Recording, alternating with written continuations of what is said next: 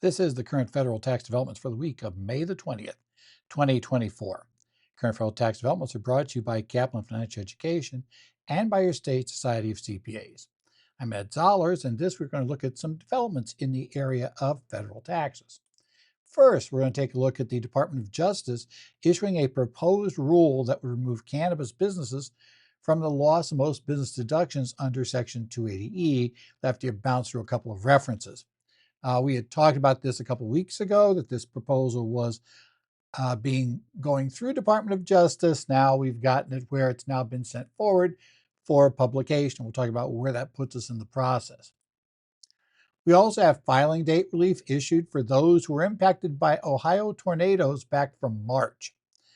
So we'll talk about how this effectively gives a retroactive extension to those in the affected counties in Ohio for both March 15th and April 15th deadlines. And even if you got an extension, there's still an advantage to having this relief in place. We'll discuss that briefly as well. And I suspect that most of you probably, if you were there or had clients in the affected areas, went ahead and got extensions anyway. But this gives us a little more breathing room. We'll talk about that.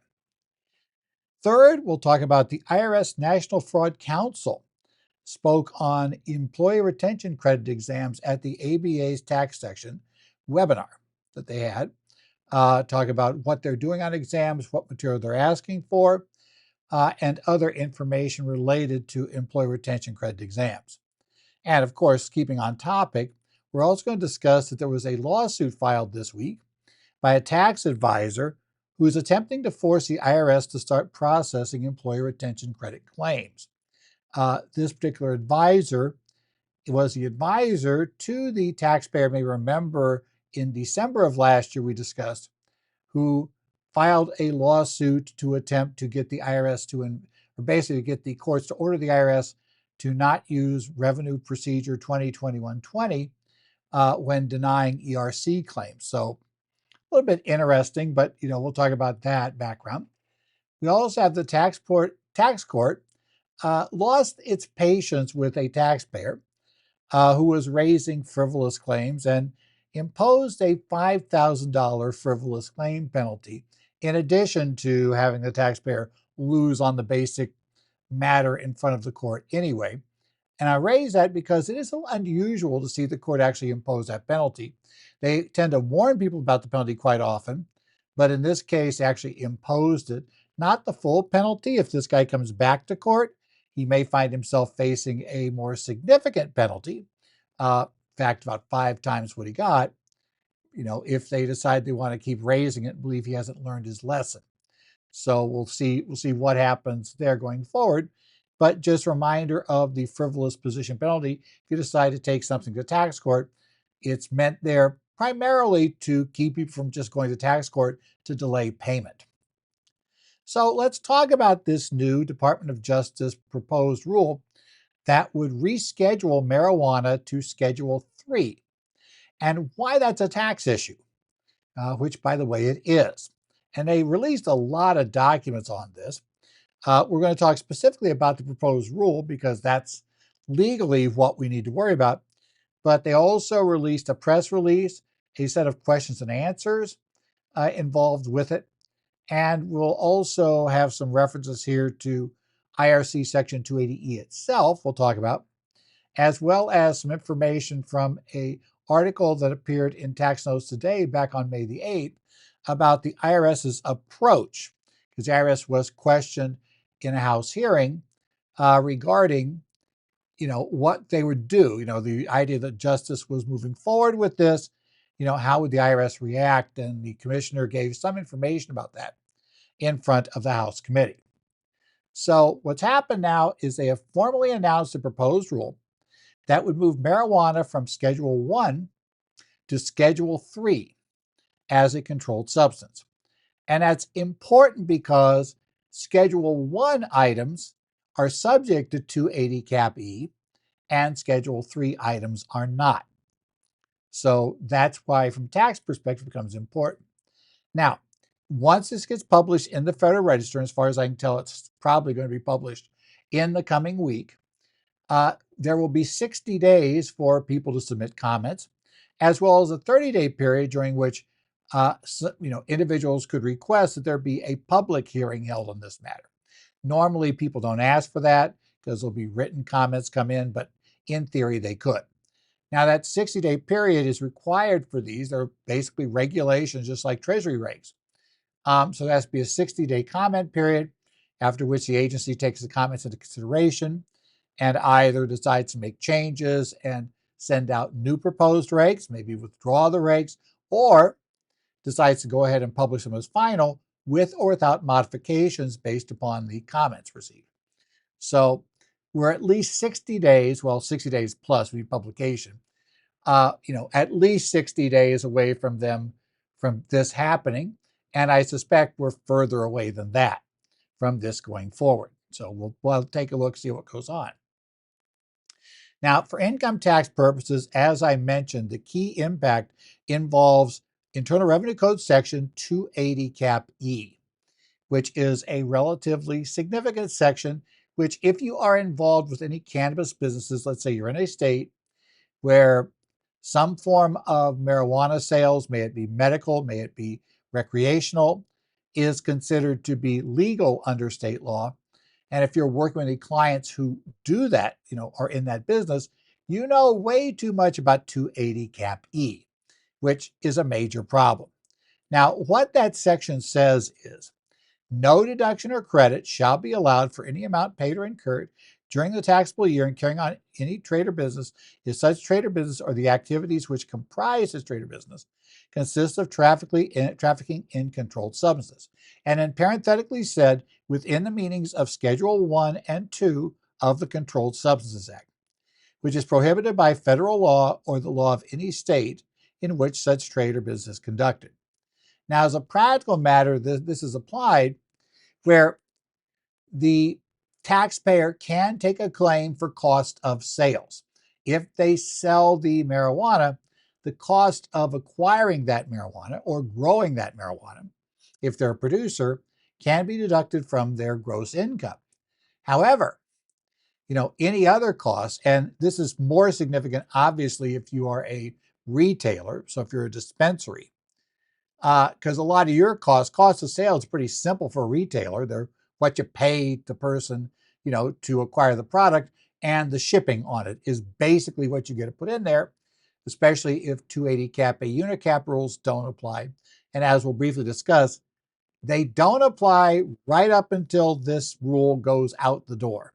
Then we would have to worry about 280 Cap A if the business otherwise qualifies. But we'll get to that in a second. So the idea here is, if we can take this drug off of Schedule 1, move it to Schedule 3, it no longer would be considered trafficking in a controlled substance, because this would not be a controlled substance per 280 Cap E's definition of that term. And as I always remind people, in the law, you can define anything to mean anything. So regardless of what you might think about controlled substances in other contexts, and despite the fact that it's still not decriminalized, so there are definite controls that federal law impose on Schedule 3 items, it nevertheless would not be a controlled substance for 280 Cap E. Right? Please remember, when looking at the law, definitions are crucial, and you always want to make sure there's not an overriding definition before you assume a word means its traditional normal meaning. That's something always got to be aware of whenever you're doing tax. Whenever you're doing anything looking in the law, you've got to remember that. Now, as I said, it does not make use of marijuana illegal, doesn't decriminalize it. It just moves it off the schedule that bars a deduction for income tax purposes to a business that's engaged in trafficking in this particular item. So that would be a major change. It's going to have a key impact on state legal cannabis businesses, right? A majority of states in the U.S. now allow some form of sales of cannabis, which is contrary to the federal law, but they allow it.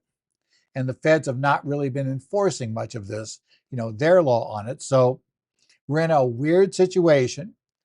And the impact would be, as I said, because the old law that came in to reverse a tax court case that allowed somebody who I believe was trafficking in a bunch of stuff, maybe a cocaine dealer, as I recall.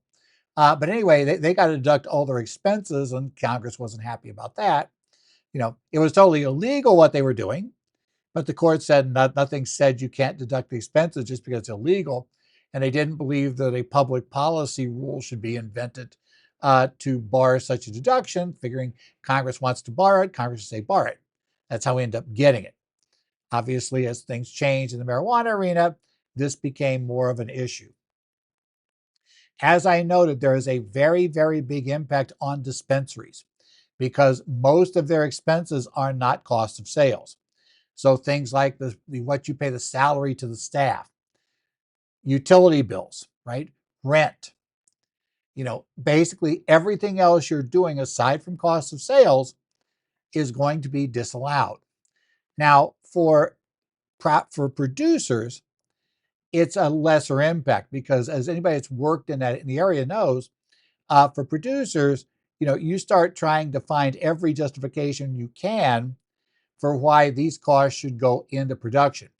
And you're using the IRS's own case law against them, where they've attempted to go after producers of other things who have tried to keep things out of inventory for obvious reasons.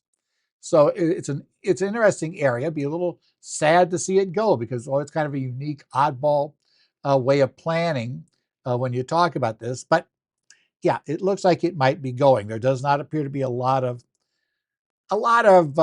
let's say right now, sympathy for continuing the current system. We've heard some various bipartisan arguments on this because, again, the states that have legalized this are, it's not that red states don't legalize or red states do and blue states don't. It's that, yeah, we've had legalization on all sides, right? And as long as, now this is the unicap problem.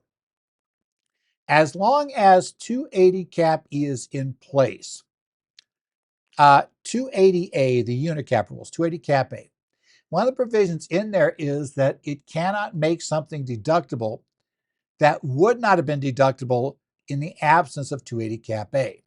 And so because of that, you don't use unicap to determine inventory for a marijuana business. However, once the law changes, once this goes off of Schedule 1 and to Schedule 3, then we're going to suddenly be faced, unless you get qualified for an exception, under the TCJA small business exception, you're probably going to have to start capitalizing and doing the unicap calculations. So yeah, that calculation will start coming into play again. If the law is adopted, we are going to be facing unicap rules. That's simply the way it works. Now, in a May 8th story, so with the first reports that this was going to be, that this proposal was going to move forward, occurred right at the end of April. So I recall the story we talked about. The first one I saw was in the Washington Post, but a bunch of others came up shortly thereafter. It came out on April the 30th saying DOJ was going to do this. Well, it kind of made, and it quickly became clear it was an open secret that DOJ was going to do this. Nobody was keeping really that tight a lid on it. So by May 8th, Commissioner Warfel, or May 7th actually, Commissioner Warfel was appearing before a hearing of the House Appropriations, Financial Services, and General Government Subcommittee. And the question came up, we understand this is moving. We understand that this would remove the marijuana from Schedule 1, Schedule 3. We also understand you're not doing this. But if that happens, it would definitely appear to have an impact on 280 cap E, which would mean, what are you going to do about trying to figure out how taxpayers should move from the 280 cap E era to the post 280 cap E era for a cannabis business? And the commissioner indicated that they are looking forward to working with the cannabis community on helping to determine and develop some guidance in this area. So IRS is aware of the issue. They're aware that things are happening. They also have some concern too about whether or not, depending on if something else happens similarly, will cannabis businesses still be unbanked for the most part because banks don't generally want to work with them? Or is that going to be changed as well? Will Will there be other legislation that may allow them to set bank accounts? So are they going to go from unbanked to banked, or are they going to remain an unbanked taxpayer even though they can have these deductions? And as he indicated, that makes a big difference about how you deal with stuff, because just simple things like getting payroll tax deposits are more complicated when no bank will take the money. So it becomes kind of interesting. Next up, we have IRS News Release 2024-141, issued on May 16th of 2024. And this news release grants relief for taxpayers who were subjected to tornadoes that began on March 14th, 2024 in certain counties in the state of Ohio. Now, as you may look at that going, well, come on, this is like 2 months after the fact you're telling us about this. And yeah, it is. And, a quick response I got when I mentioned this, was, well, wait, no, we got longer relief than this from from the extensions. And the answer is, yeah, but we'll talk about why, even though you probably have these returns on extension, if you're got a client who was impacted by this, this is still granting you some significant relief that will help you even for an extended return. So we'll talk a little bit about that side of it. Now, it covers individuals and households that reside or have a business in Auglaize. Sorry, who in Ohio, I don't know your county names that well. Crawford, Darke, Delaware, Hancock, Licking, Logan, Mercer, Miami, Richland, and Union counties. And the IRS notes that this could be expanded. FEMA controls the disaster areas, so if FEMA adds more counties there, they would be covered. But as of right now, that list of counties would be the ones that are currently covered for this. Now, this relief will push back most filing deadlines that fall between March 14th of 2024 and September 3rd of 24 to make them into September 3rd, 24 filing deadlines. So everything needs to be filed by that date. So conceivably, if you had a due date of, let's say, June 15th for a tax return, because you were let's say, a February fiscal year C corporation, you would still move that to September 3rd, right? So everything gets that relief as long as there is a due date in that middle period for filing a return. You'll be able to pick up the middle date.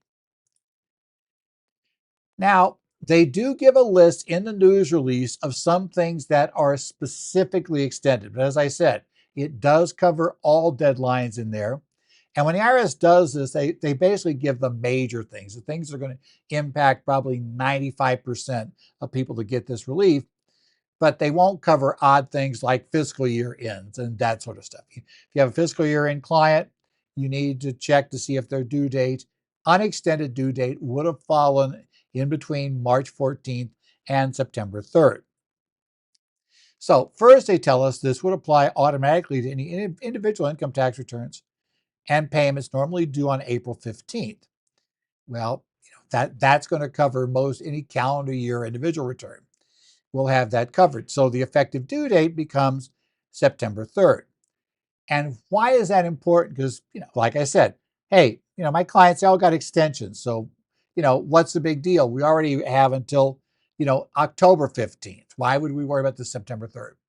You worry about September 3rd because, if in fact your taxpayers are paying on that date, or let's say as tax due on that date, then effectively they're treated as having paid the tax back on April the 15th. Same thing with filing the return. It takes place on April 15th. And of course, if your client didn't get an extension, somehow it got fouled up, you're still in a position of not being late.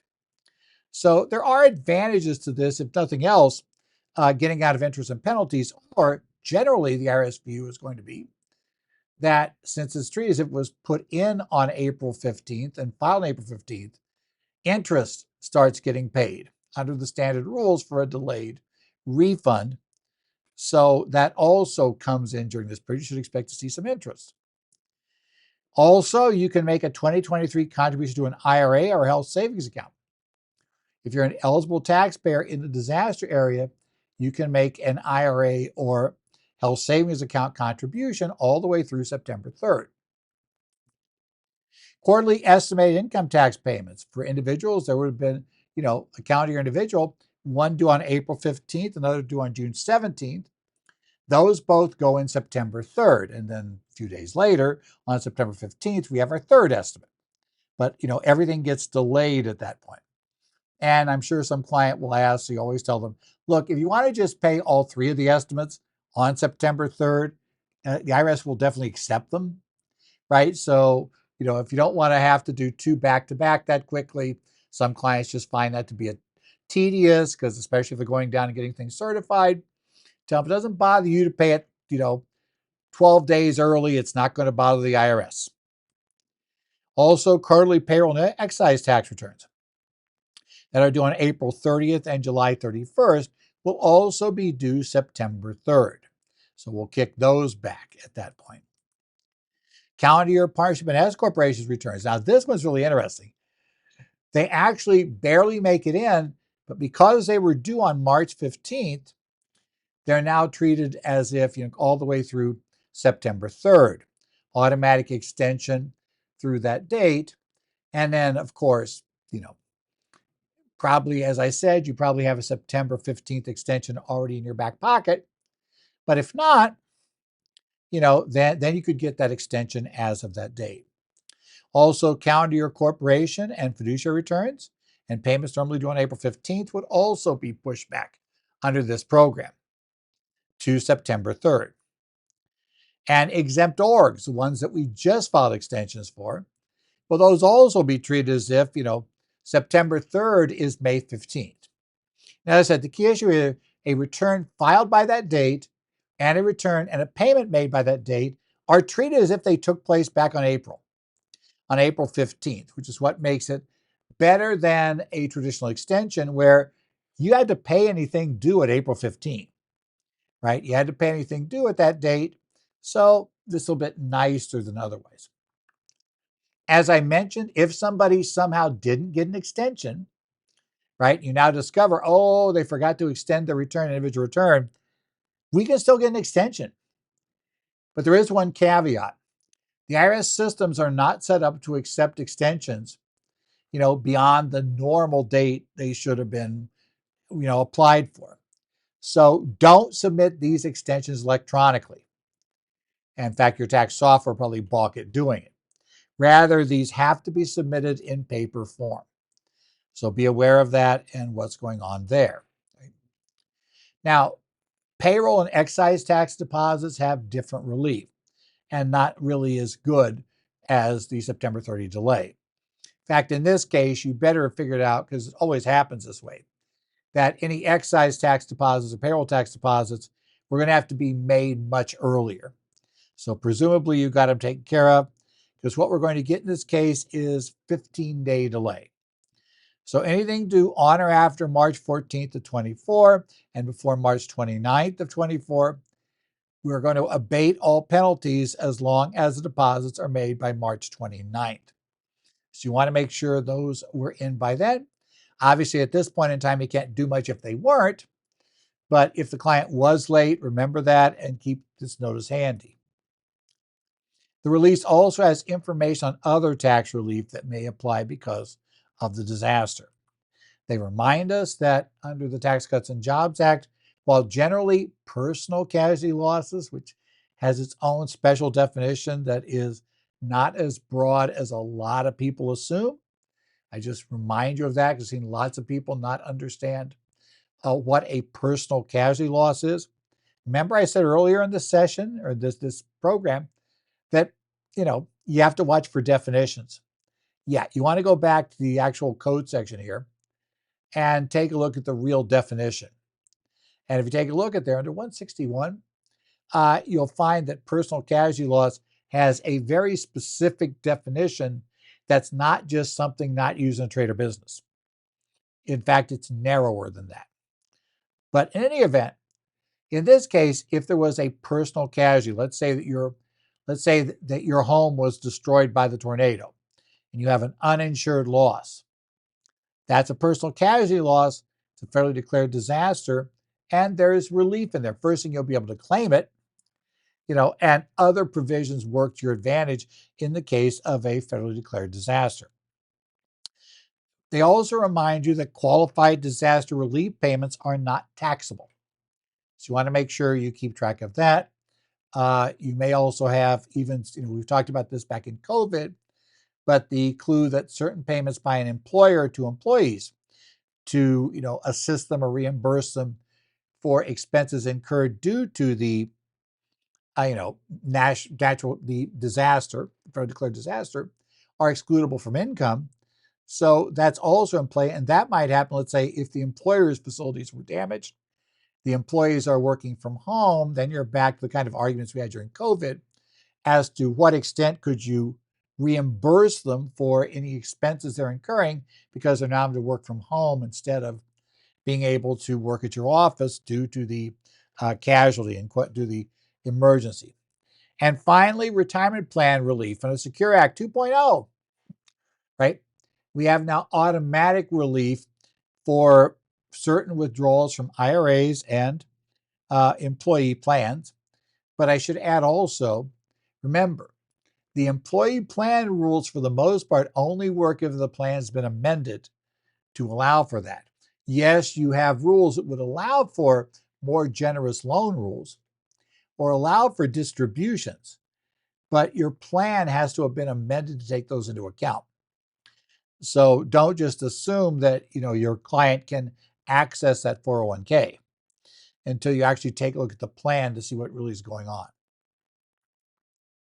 Next up, we have an article that was in Tax Notes Today, Federal, on May the 15th, 2024, and it was entitled Employee Retention Credit Auditors Are Digging Deep by Nathan Richmond.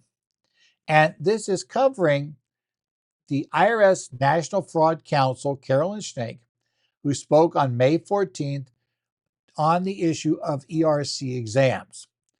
Now, her presentation was to the ABA section of taxation webinar that was going on at that point. And what she noted was, in broad, the government is looking for substantiation to understand the nature of the business, its size, how it was impacted, as well as to make sure the entity is actually entitled to the employee retention credit. So this is in ERC exams, right? So for that purpose, they're specifically asking for, as she mentioned, any records a taxpayer relied upon for conclusion that their operations were partially suspended by a government order. Obviously, they are, I love it. She didn't even say suspended. She said partially because that's where all the battles are. Actual suspension is probably pretty easy, and you'll carry that. The problem is, did you pay anybody? Partial suspension is where you almost certainly paid people. And we're going to fight over that. So I want to know, what did you rely upon? What were your conclusions? How did you get to the answer that this worked? Right? Basically, what's your argument why the law should be interpreted to say that these facts that occurred to you count as a partial suspension? They're also going to want backup, and that will include things, as we'll talk about, various things you have, like the government orders that you claim required you to shut down. Now, if you didn't go the partial suspension or suspension route, and you went for reduction in gross receipts, they're going to ask you for records backing up the reduction in gross receipts. For that, obviously, you need both the base year, which is 19, that you're testing, as well as the period in the years that you're claiming the credits for, to show there was a proper reduction of revenue, and prove that, and you need records to back that up. You need documentation of your qualified employees and what they were paid. So the payroll records have got to be there, right? Showing that, making sure you cut them off timely, making sure that you understood who could and couldn't receive items, that background they're looking for. Looking for relevant communications you had with employees or customers that helped to show what you were doing, how this had impacted you. They're really looking for that, as opposed to probably be bad if you found a order that told employees they had to report to office just like nothing happened. So be down here, work your standard hours, et cetera, et cetera. That would probably, and if you told clients, my clients or customers, by the way, no, you can come down here, no restrictions, we're not limiting anything, that's probably bad too. Conversely, if you told employees that they're going to have to stay home, they got to do these things, you started doing those sort of communications to, that show a clear impact, as well as communicating clear impact to customers, those are probably better for you, right? So you're going to look at that from that perspective. They're also going to ask for copies of some previously filed tax returns.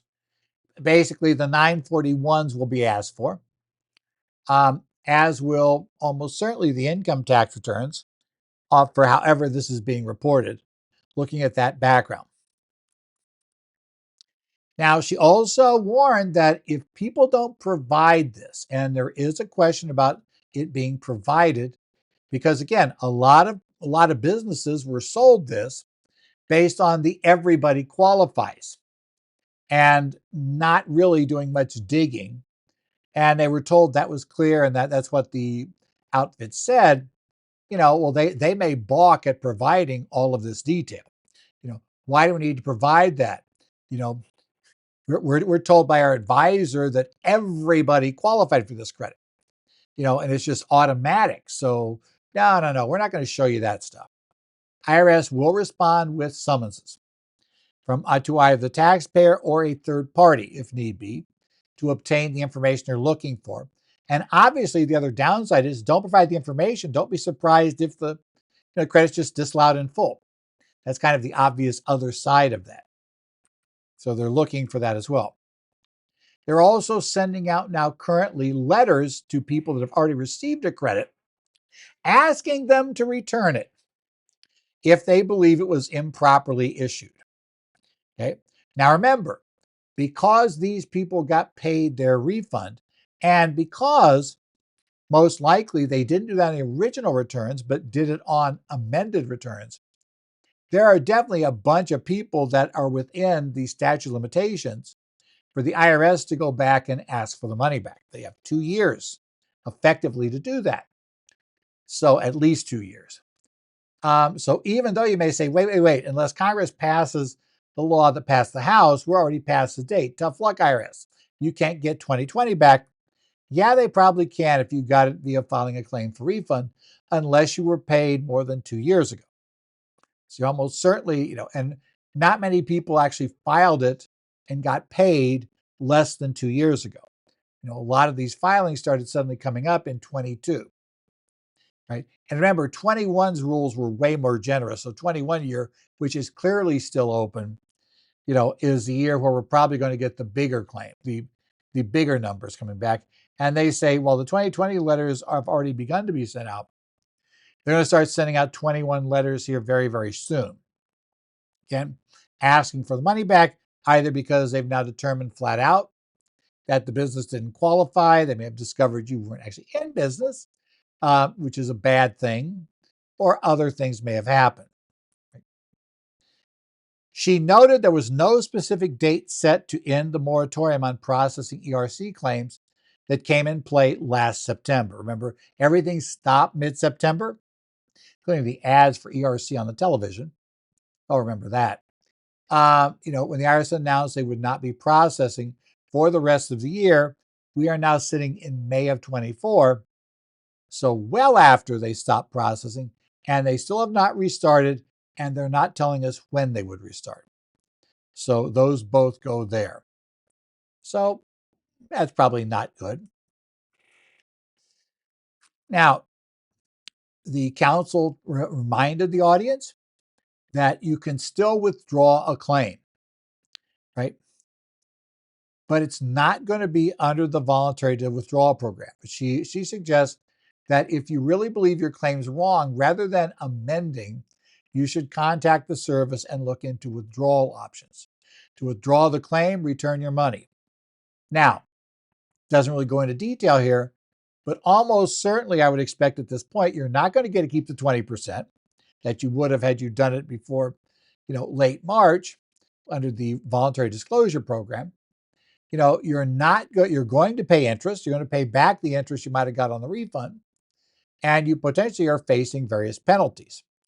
And don't forget, just withdrawal program does not really open you up to the IRS agreeing for no criminal prosecution. So she suggests if you're concerned that you might have a criminal investigation start based on the facts of your case, you may want to consider the IRS General Purpose Voluntary Disclosure Program and coming in under that program, which again, you're not going to get really nice terms like you had during the withdrawal program, the voluntary disclosure withdrawal program. And again, they were nice terms, but one problem you had with it, which a couple of attorneys pointed out to me, and it concerned them, was if you did voluntary withdrawal, there was no guarantee you wouldn't be criminally investigated.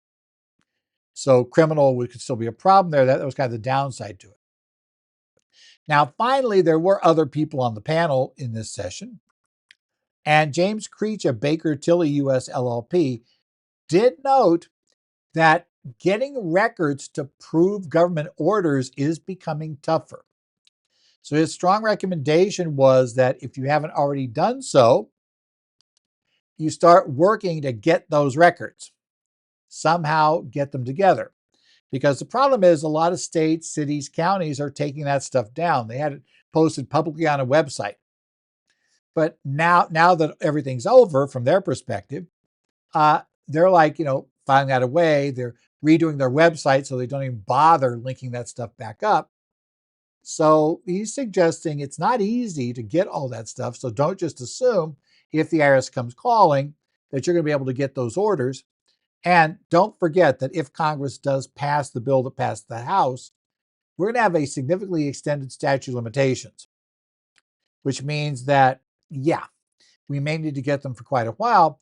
And that was generally suggested by those on the panel, that you need to get clients ready for potentially a need to retain records for an extended period of time because of this potential extended statute that's still out there, right?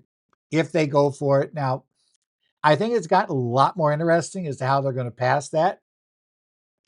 But we still know that in theory, it needs to pass the Senate without changes. So it doesn't have to be brought back to the House floor. It might come back anyway, but if it doesn't go back to the House floor, there's no changes, then we may see, at least from my perspective, I'd be surprised to see some litigation over whether Congress could retroactively extend the statute. The statute expired, at least for claims that weren't paid within the last 2 years, at the end, at April 15th of 24 for those claims that would have related to 2020. So I have to see what they do and how it goes. Well, there's more ERC developments this week because we have a lawsuit filed that's going against the IRS to attempt to force them to start processing these claims again. This is a complaint filed in the case of Stenson Tamadon, LLC versus United States et al. It was filed in the United States District Court for the District of Arizona. It was filed on May 14th, 2024. In this case, a tax advisor who was involved in ERC consulting is seeking an injunction requiring the IRS to begin again processing ERC claims. So they're trying to force them to start working on this again, right? They also seek to bar the IRS from enforcing Notice 2021-20 when the agent denies ERC claims. So what they're saying is, basically, they want to keep the IRS from being able to use that. And which we'll talk about the other case here in a second, but as I had with the case in December, I kind of wonder how that would work. Okay, it's invalid, but it's not quite the case we had with the conservation easement issues. Because there, we had to have something happen at the IRS or it wasn't a listed transaction. In this case, even if the IRS had issued no guidance whatsoever, there's still the question of what does the code mean? So I could certainly see that even if you won this case, it might not be terribly meaningful because the IRS will just start copying the justification from the ruling and putting that indirectly rather than simply referencing the ruling. So I don't know it's a difference that's material. I think they're hoping the court would say, nope, you can't use these positions whatsoever. But I have a tough time finding a reason why a court would say that, right? In essence, the court can say, we're not going to give any weight to this because you didn't go through the proper procedures. So we're not going to assume you're right, but we're not going to say you can't argue to persuade us you're right and the taxpayer can argue to persuade us that position is wrong. Right? That's where we're going. So I don't know if this is hoping for an order that goes way beyond that and would bar them from even arguing it because they had done it wrong, or if it's just going to say, which I think is far more likely, that we won't have any presumption of correctness for this position, but the IRS would still be able to argue for the position in court. Now, this is related to that case from December of last year, the case of Southern California Emergency Medicine Inc. versus Warfeld, which was filed on December 1st of 2023. That case was a medical practice that got ERC, and they got it via working with this advisor. They filed for it, at least, their claims for refund. And they, of course, filed a claim asking the IRS to be barred from using 2021-20 to disallow them to claim, but did not actually ask the court for a refund. That's always been weird to me as to, well, we want to kill this off. We didn't ask the court to refund us his money.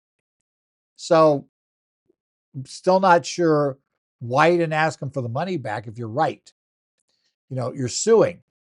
The IRS in that case had already denied, so the clock's running on suing for a refund. So why didn't you ask for the money? Even if you're going to figure that maybe you won't get it, the court will say it's too early to make that call. You at least could then say preserved your rights. So that case, weird to me. But they also are arguing that 2021-20 is invalid. Now, the basis for the attack on those 2021 for each of them is pretty much the same. That the IRS violated the Administrative Procedures Act in issuing this guidance. Remember, we already talked about for the rescheduling marijuana that you're going through a formal process. You're giving 60 days of, where the public can comment on it. And then you turn back around and you take that into consideration and you issue the guidance. That wasn't how Notice 2021-20 came into being. How that really came into being was the vast majority of it came directly from an FAQ posted by the IRS in 2020 under the original CARES Act version of the employee retention credit. That was the one where you couldn't claim the credit unless you didn't apply for a PPP loan. Now, at the end of 2020, Congress decided to extend the program into, at that point, the first 6 months of 2021, and to retroactively say you can both get a PPP loan and do this, you just can't count the same wages for both. So they made that clear under the program. So, that's kind of how we got it. So it's 2021-20 is when the IRS decided, well, we're going to have this around for longer, and now it's a little messier. So they formalized, but overwhelmingly what they did was just took those FAQs and dropped them into the notice format.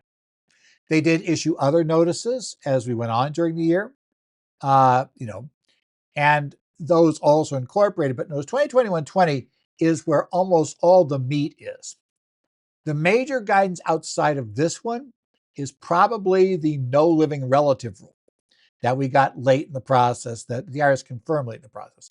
I won't say we got it late in the process because if you've been following me on these podcasts back to when that rule came, when we first got the ERC, especially once we got the version where it opened it back up, my position all along had been that there was a no living relative rule. It just mechanically, that's how it works. When you look at the law and you follow its clear language, and clear language beats everything, right? You've got to find some ambiguity, and there is none. You get the no living relative rule under these rules. It may be a dumb rule, but Congress is allowed to pass dumb laws, right? That's not a problem. Congress can pass dumb laws. If they couldn't pass dumb laws, we'd lose about half what's on the books. So let's be honest. They can pass dumb laws, all they want. And probably at the state level, we could say 3/4, but that's a different problem, right? Entirely. States are messier. This one also, though, which is unique about this case, it attacks suspension of processing. Remember, in the case filed in December, that one had already been denied. They don't need processing started on their claim. Their claims have already been denied. Rather, they need to work that side of the equation. This one is now the advisor going to court on their own, looking to get that injunction, right? Looking to get an injunction to force this to happen. Now, it's interesting, and I haven't really read enough details to make sure, but I don't believe the firm was actually claiming that their ERC has been held up. So I do expect we may see the IRS claim first that, hey, they have no standing because, they're not impacted by this. They'll argue, well, they are because of their consulting business. The court will go around that. But it might have been cleaner to have one of their clients bring the case. I think that might have helped get rid of the discussion, right? The other thing I expect the IRS to do is say, well, suspension of processing, tough. You filed a claim for refund. If we don't act on that within 6 months, you have the right to take it straight to district court. And gang, it's getting really close to 6 months.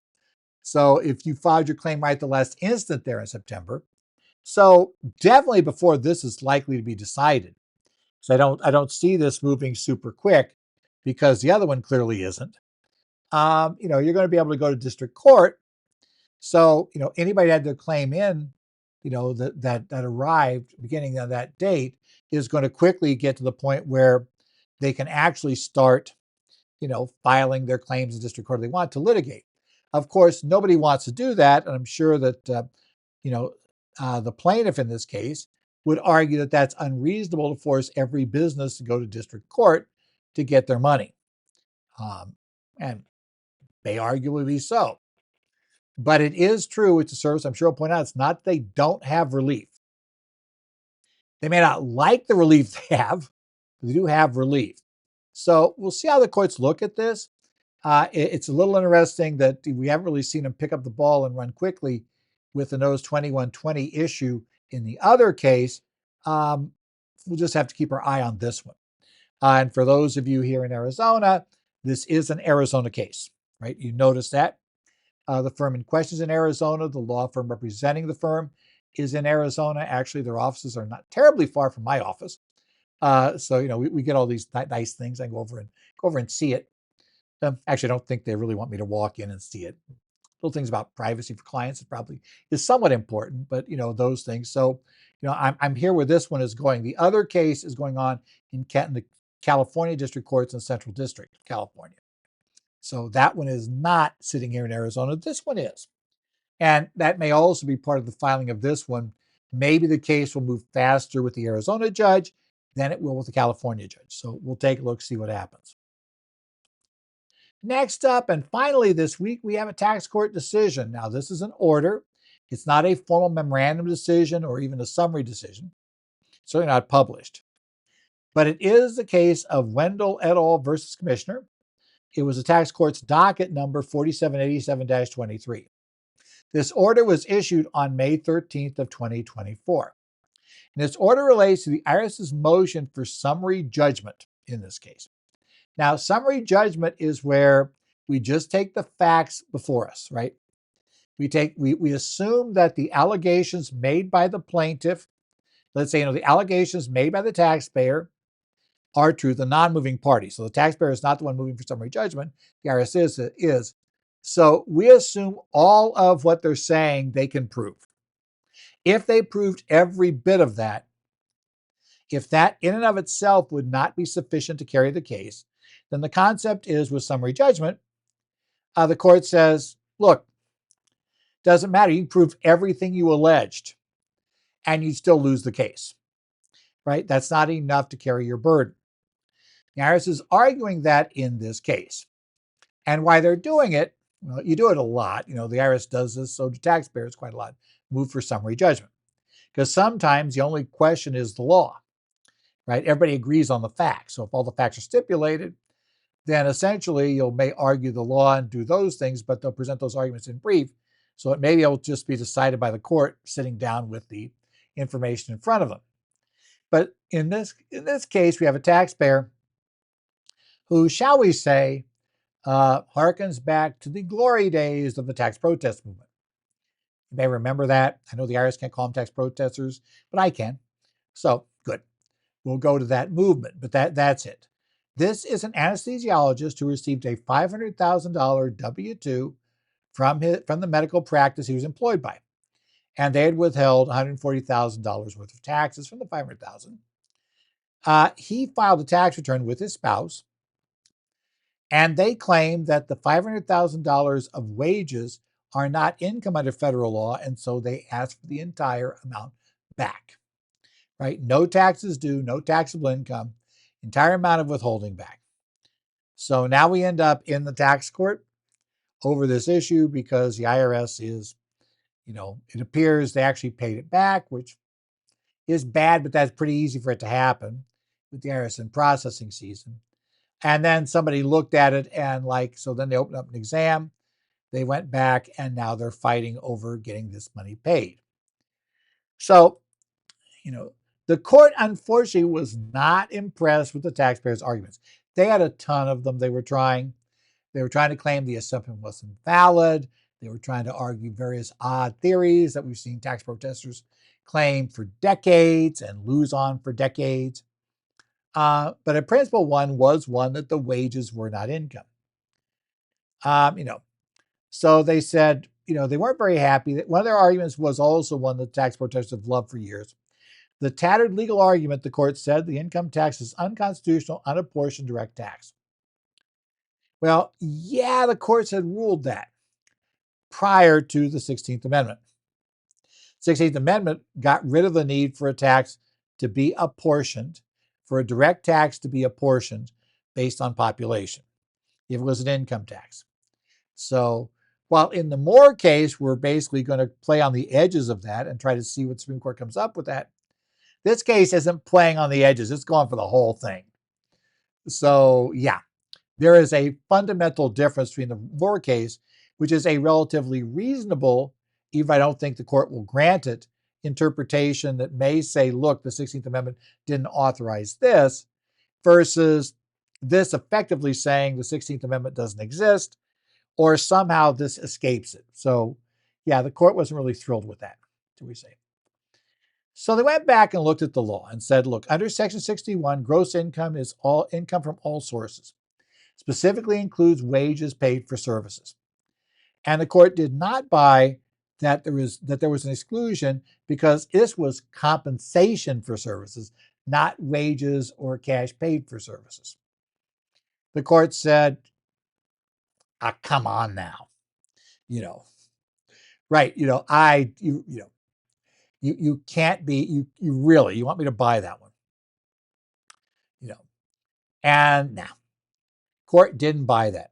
They pointed out that for decades, the courts have rejected these arguments that wages are not income, right? This is nothing new. It's been in the Supreme Court. It's been all over the place. Wages are income. This is a well-established piece of law. And because of that, they impose a frivolous or groundless position penalty under Internal Revenue Code section 6673A1B.